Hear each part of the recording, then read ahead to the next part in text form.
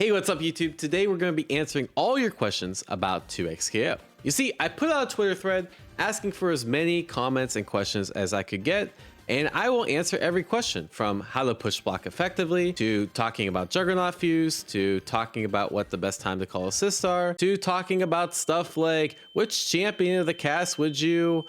Yeah, you guys can read that one. But we'll answer them all, no matter what. Pew Pew, one of the melee goats, is the strength of Fury too high as a comeback mechanic? All right, so Fury is the comeback mechanic of this game. So for example, a normal Blitz bread and butter, like after a throw in the corner, you go right into super, and you get some pretty decent damage. What Fury allows you to do is it allows you to cancel moves into a dash or to do additional moves. And you also get access to a Fury burst. So for example, I could do something like this.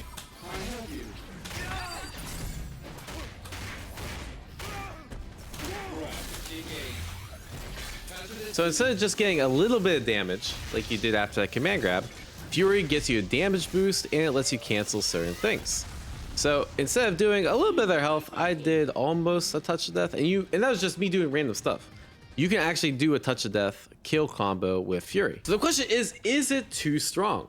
And I actually don't think so. The reason is most of the meta teams right now are either involving double down, 2x assist, or freestyle, which means you have two characters. Unlike Sidekick, where you have one, but you have access to Fury right off the bat. And a lot of people are choosing to spend their burst right as they get it. And if you spend your burst or your break right as you get the break, you oftentimes don't have Fury later on in the round. And a lot of people are still trying to decide, should I save the burst or should I use my burst right away and give my teammate additional opportunities to play? We don't know what the optimal thing is, and most players are leaning to having two characters is really strong. So because I don't think it's actually that powerful. And I'm of the belief that you want to keep both your teammates alive as long as possible. That's Home Depot. How do you handle neutral in regards to movement and attack fighter? This is a hard question to answer, but the short of it is I would think of movement and tag fighter just like a movement in a traditional game, right? Other than movement's generally a lot faster, right? Like you can't do backdash, backdash, backdash in Street Fighter like you can in this game. And the effective ranges are longer, right? So for example, if I'm fighting a Yasuo player and they're like here, I want to stay like outside this range in case they whiff a braum assist, right? I want them to whiff their braum assist. And so I'm just looking out for braum. All right, whiff. Now I can whiff punch the braum assist and go into something else, right? So you have to think it's a lot faster paced movement because your ranges can change a lot of the time, but the same idea of how to use movement, which is get outside their effective range, make them overcommit, and then punish them for it, is the same idea. All right, I'm a geezer who refuses to learn. What's the best scrub option available to me? Oh, easy. You pick this Darius champ, you go to Sidekick, pick Jinx. Here's the game plan in 1 minute. Spam Jinx back rocket, run in. Do this move, S1. So do something like MH, S1, and on block, either go for the overhead or go for the command grab. Command grab combos into his S1 super. You play Jinx, so you can follow up with another super and get a lot of extra damage. You also have the best reversal in the game, down forward S1, so anytime they're close, just mash this. And if it hits, you can go into super as well.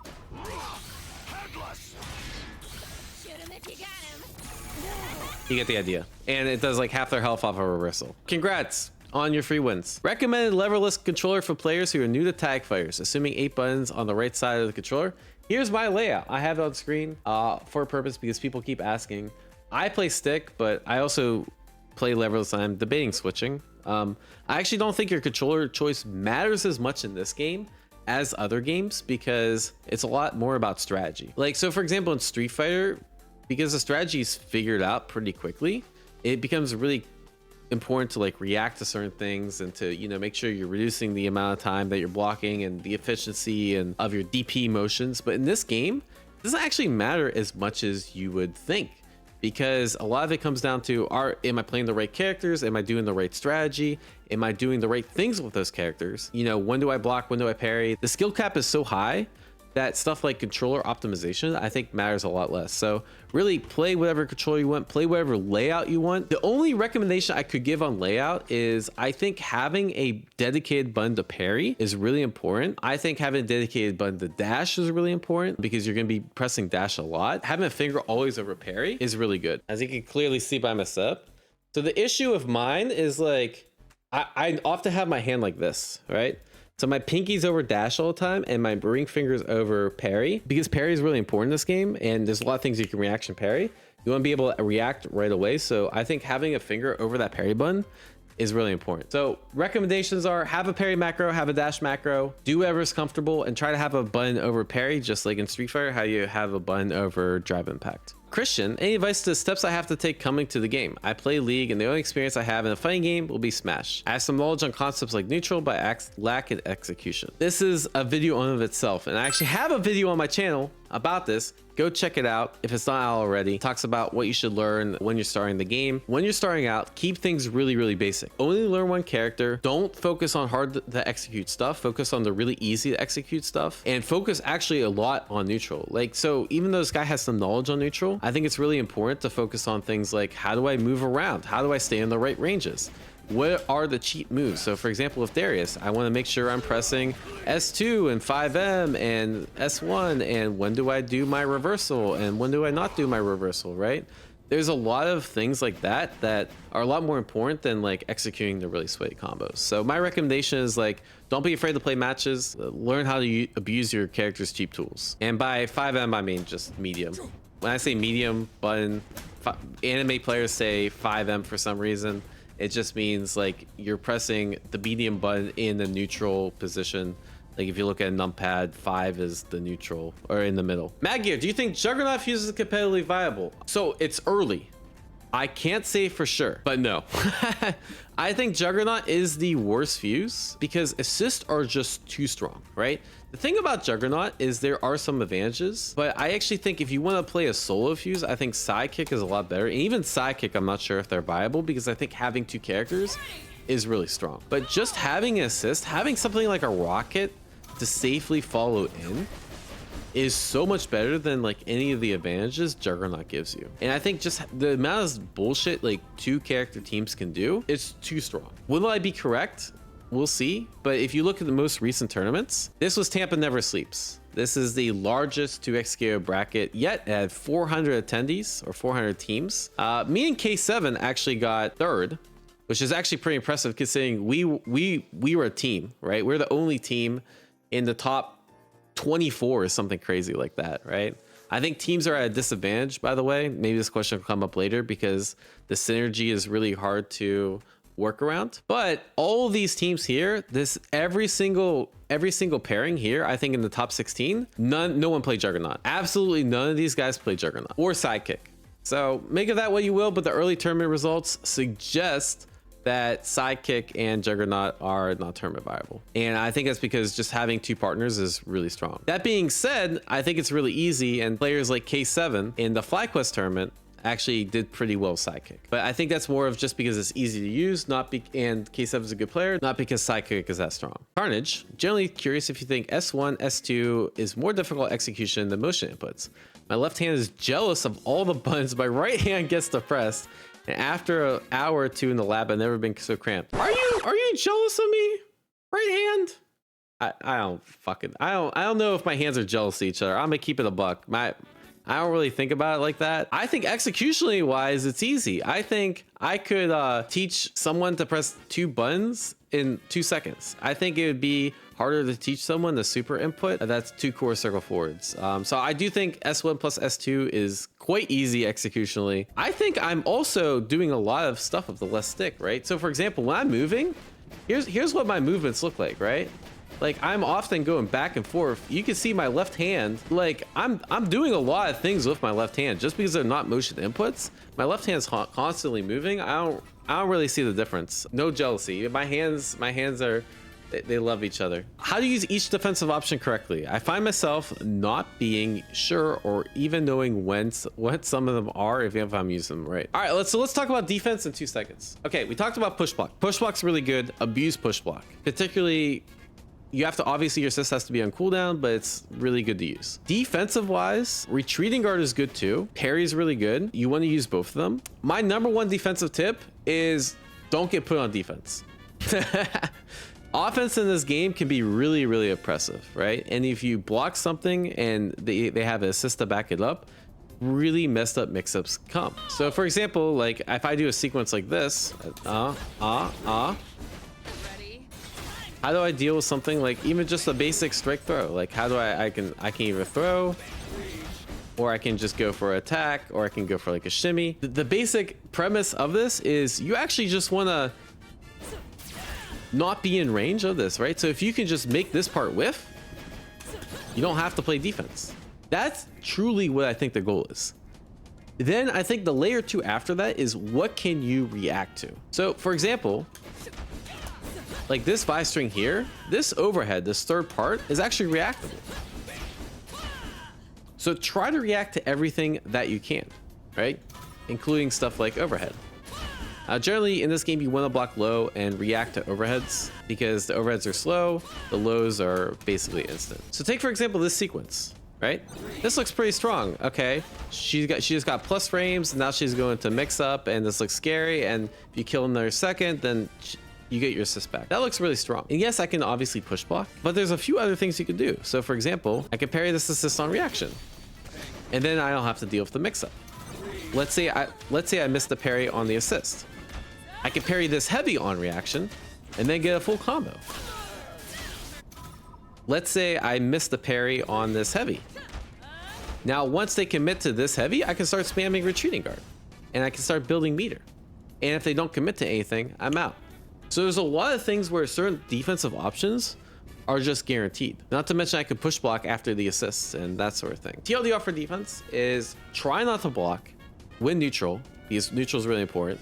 You have to block, try to react to things instead of guessing, because a lot of things are reactable in this game, whether with parry or like just blocking and that sort of thing. And use retreating guard when it's safe to do so, and push block when you think you can beat something. What's the best time to call assist outside of a basic block string? What might be your most commonly used tactic for assist? Most basic assist. There's 2 general assist strategies that you want to learn. Playing into assist. So for example, with this team, 5 Blitzcrank, you do S1 back assist. And the idea of this is it covers the ground and the air, and on hit, it grants you a full combo.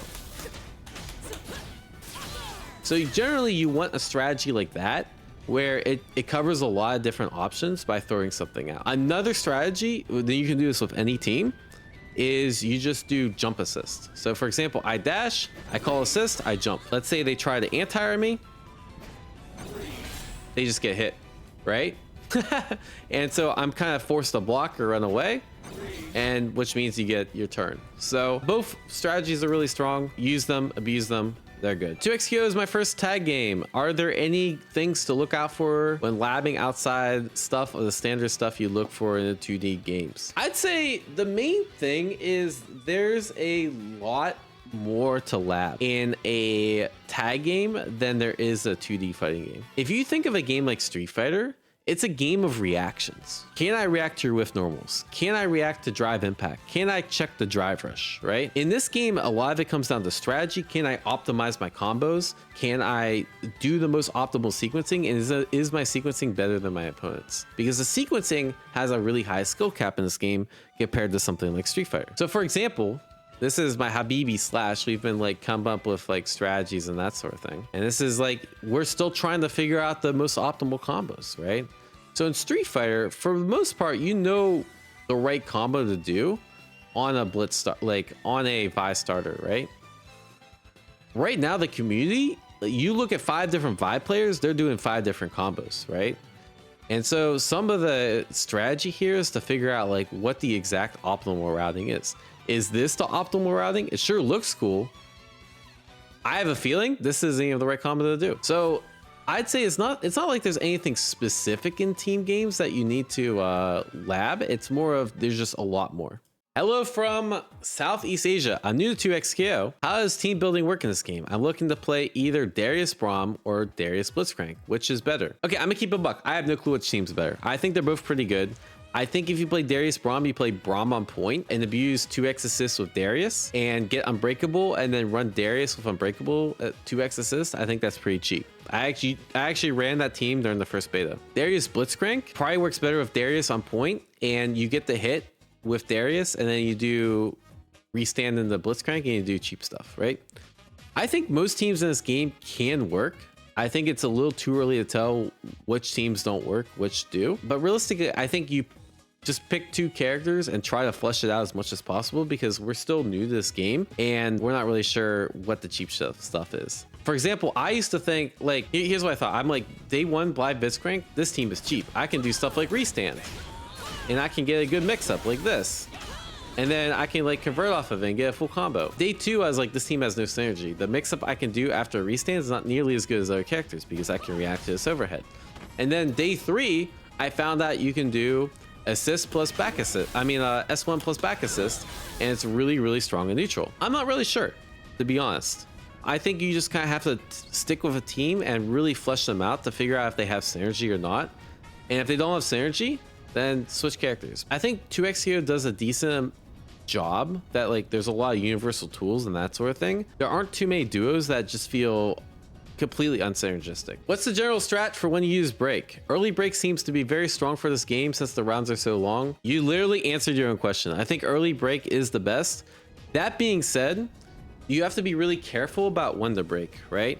So let's set the dummy to break on hit 3. If I do a combo like this, I can block the break. I do this, they break, I can swap, and I still get punched, right? So there's certain points in the game where you don't want to break, particularly when they have assist out that they can reaction swap, and when they haven't used their launcher yet, right? Because you'll just randomly be able to break. But like, let's say after they use their launcher, it's a lot safer to use break, right? Also, some characters will like randomly swap in the middle of their combo. Think Yasuo, right? Where they'll side swap. You want to burst them into the corner instead of bursting them mid-screen. But yeah, generally I think early break is good. So there are some people that think late burst is good, so you keep Fury. And Fury is obviously strong, but I actually think 2 characters is stronger than Fury. So I don't particularly believe in that. All right, what strategies that you feel will go under the radar at first? I'm not sure about under the radar. Right now, I feel like double down is really underrated because there's some crazy stuff you can do with, like, most people seem to think 2x is the strongest. There's a lot of cheap stuff you can do with double down. Like, most people see double down, they're like, all right, I can do this into this, right? Okay, that's what double down's, but really double down's a lot more than that, right? Being able to do stuff like, all right, so I can tag before the combo, and then I can actually continue the combo.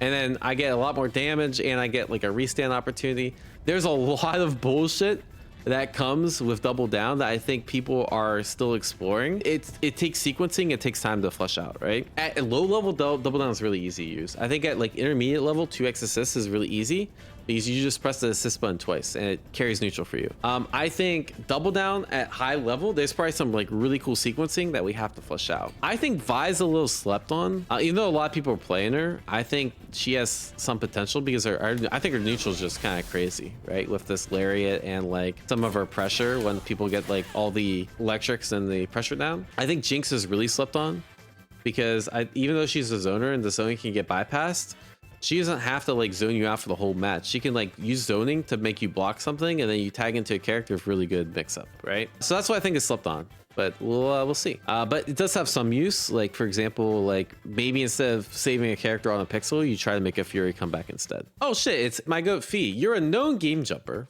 and can pick up the good stuff fast. What about 2xKO is uniquely challenging for you, even with a ton of experience in other games? For someone that jumps from game to game, I think the easiest games for me to pick up are the ones that are simple, right? So ones that the execution is not very hard. There's not that much tech to find because you can rely on your fundamentals a lot more, right? Some of the things that I can do that apply from every fighting game to fighting game is, let's say, composure mid-match, mentality, how I think about the game, understanding the improvement process, and how to like develop a really quick game plan. But in 2xKO, the skill ceiling is very, very high, right? And in games with really, really high skill ceiling, your fundamentals are harder to shine through, for example, right? So if someone has a much better game strategy, a much better execution and game plan, it doesn't matter how much better fundamentally I am. It's a really hard hurdle to overcome. Unlike a game like Street Fighter, where I feel like, you know, everyone can execute a throw loop, so to speak. So I think that's the unique challenge, is it's just such a high skill cap gaming, and that if I don't pick the right characters, or I'm trying to take like a slower approach and like learn every character, it might be hard for me to learn at first until I get more experience with the game to really cook people. Darling, now that you're full time, what does your practice sessions look like? When you're off stream, how much time do you practice for? How do you go about picking what to practice, and how do you delegate your free time day to day? I don't know if this is really 2xKO related. I'm still trying to figure this out for 2xKO. I've obviously been streaming a crap ton of hours. Right now, it's like before it has been like I wake up, I go to the gym, I stream for 4 hours, and then I take a break, I hang out with the wife, I go for a walk, and then I practice like 3-4 hours a night. So that's kind of what it looks like. How do I pick what I practice? I think I just pick whatever I think is most optimal. So for example, I just lost in tournament yesterday, and I think the reason I lost in tournament was because I don't think my team is that great. So I'm gonna try learning some other teams, see how they feel. So that's my goal today, is actually to learn Jinx and to learn Alawi and see how both of them feel. And then with that knowledge I have today, I'll figure out, do I want to stick with my old team? Do I want to play this new team? Etc, etc. So a lot of it just comes down to what I think I need to work on for the next day. For example, the day before was I had a tournament with 5 Blitz, so I wanted to learn new combos and new tech. So certain things I noticed, like I was watching my replays, I noticed that I didn't get that much damage off certain knockdowns. So it's like, all right, how can I convert these knockdowns? And then I just practice them in match. Mixius, do you have any characters you would prefer, think would fit the game? And if you don't have little knowledge, what kind of characters? So I don't have little knowledge. Well, I played a little TFT. I played a little League. I used to play Fiddlesticks back in like the beta of the game, so I'd be biased towards Fiddlesticks. I think it'd be really cool. I think you need more technical characters. I think we have too many big bodies in this game, and so I think a character like a puppet character, like, you know, like a Zato archetype would be really cool.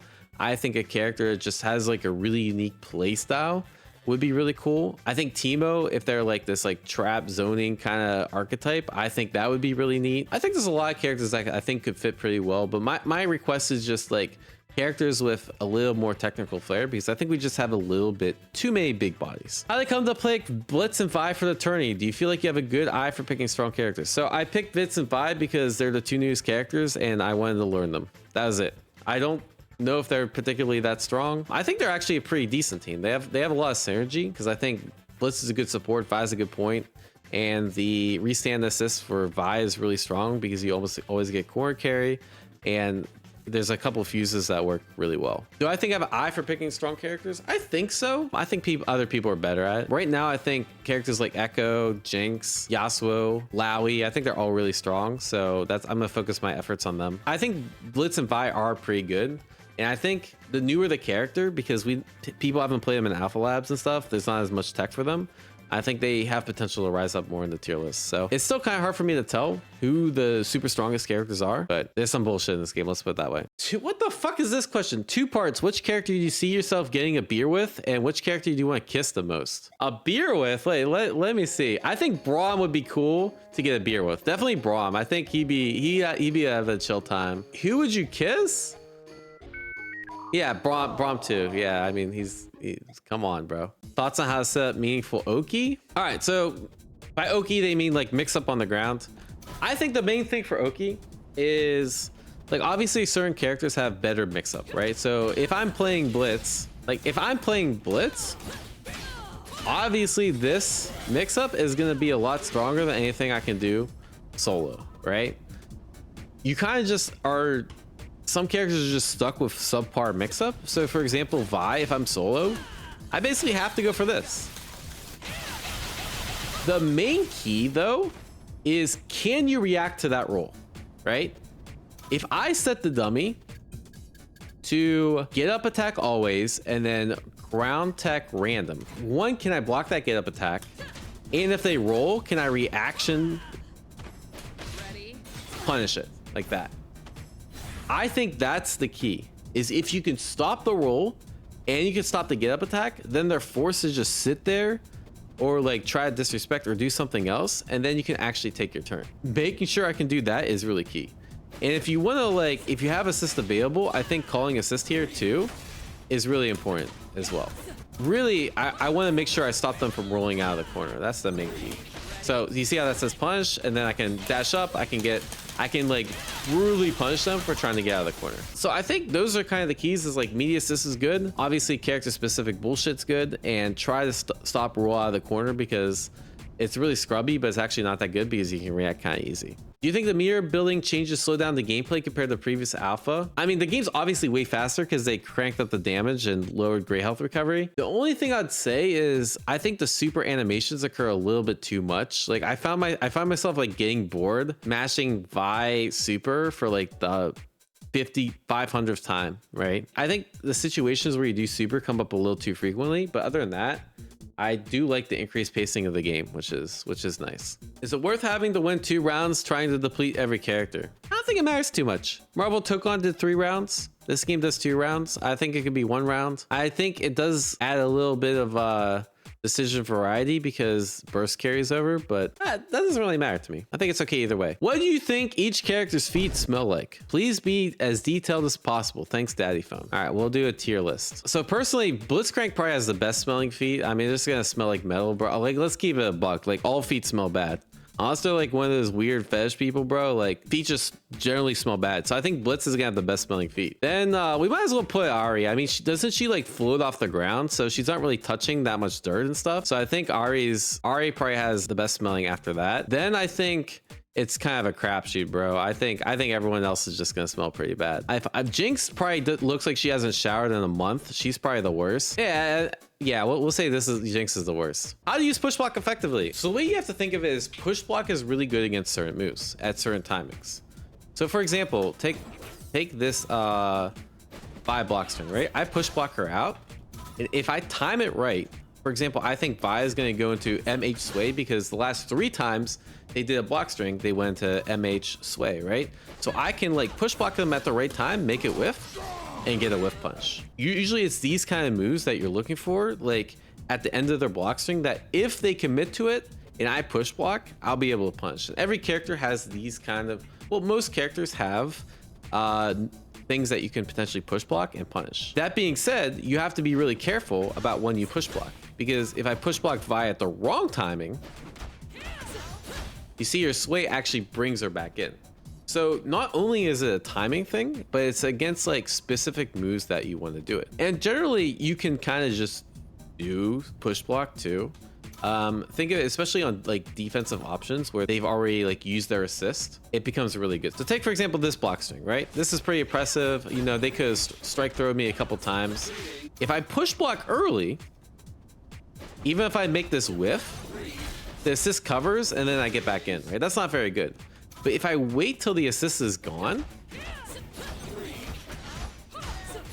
also another time you shouldn't push block the assist. So for example, if I block the assist and I push block, the assist gets pushed back, but I go back in. That's not really that useful, right? So really it's like you want to push block them after they come in back after assist, and then you can make it whiff. Right, and then that's a much better situation because you're not on block stun. You kind of go back to neutral. You obviously want to use it, especially when you're on defense. It's much better than getting hit. But so for example, I push block out. I can also tag my assist. I can also tag into my partner, and I can cover that partner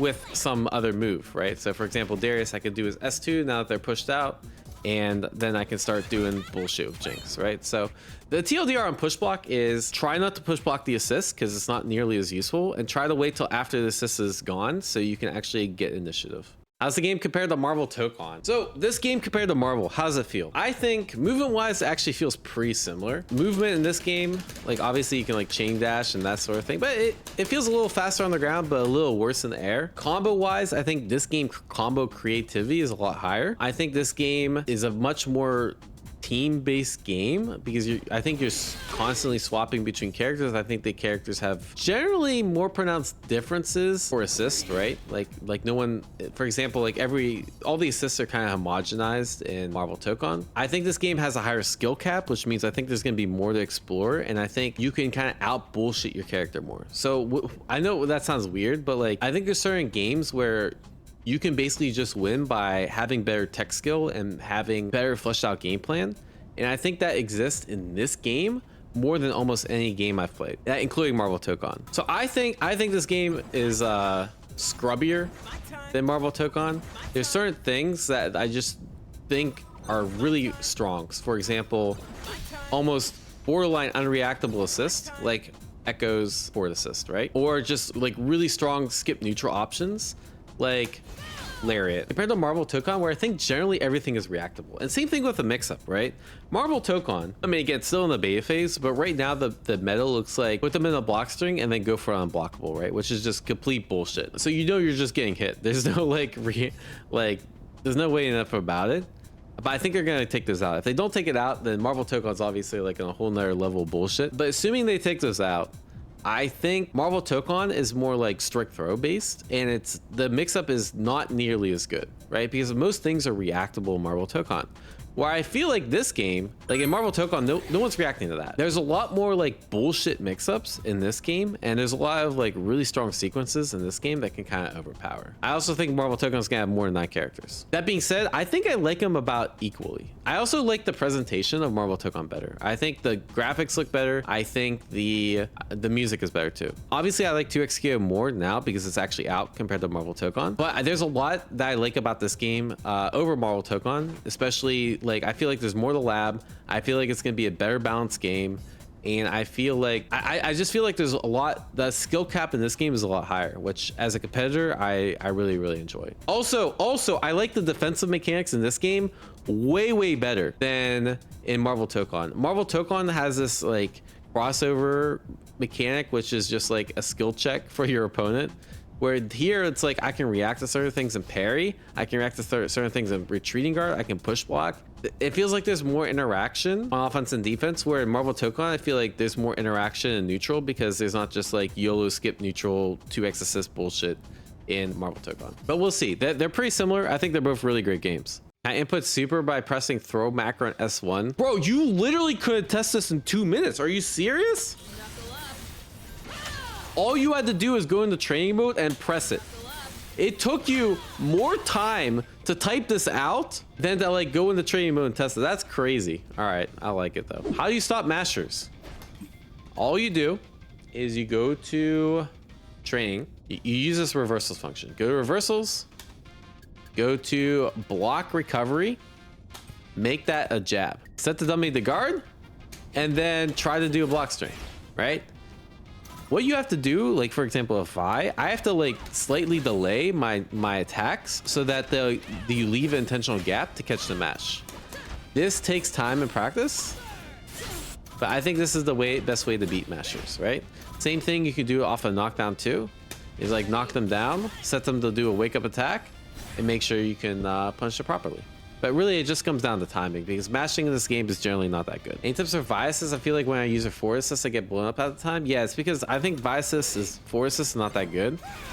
And I think generally, if you're going to do forward assist, you want to cover with something like this, right? So that like they can't cover the air and the ground. And really, I think her back assist is a lot better. Like back assist is really fast, it's strong. So I try to use back assist more. Best assist in the game, I think it's actually Echo forward assist. I think it's just, it's too quick. It's too quick, it goes too far forward. All right, I think that's it. We ran out of time for questions. Let's go. Anyways, that's the end of the video, boys. That was a marathon. Like, share, subscribe if you want to see more. Was this helpful? Was it not? I'll catch you on the next one. Peace.